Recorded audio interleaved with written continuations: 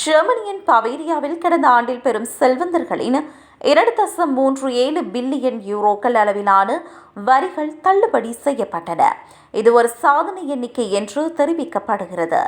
German சட்டத்தின்படி ஒருவர் 26 million யூரோக்களுக்கும் அதிகமான மதிப்புள்ள சொத்துக்களை பெற்றால் அவர் வரி விலக்கு கோர முடியும். எனினும் தற்போது தங்களிடம் உள்ள பணத்தை கொண்டு வரியை செலுத்த முடியாது என்பதனை அவர்கள் நிரூபிக்க வேண்டும்.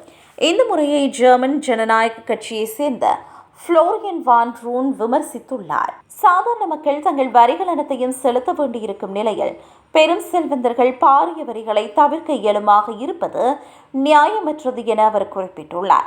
எனினும் தாம் ஜெர்மனி சட்டத்தை பின்பற்றுவதாகவும் தங்களுக்கு வேறு வழியில்லை எனவும் பவேரிய நிதி அமைச்சகம் தெரிவித்துள்ளது.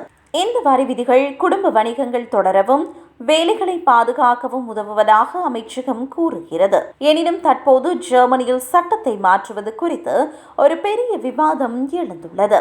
சிலர் செல்வந்த குடும்பங்களுக்கு வரி தொடர்பான விதிகள் கடுமையாக இருக்க வேண்டும் என விரும்பும் அதேவேளை சிலர் தற்போதைய அமைப்பு வணிக நிலைத்தன்மைக்கு முக்கியமானது என கருதுகின்றனர்.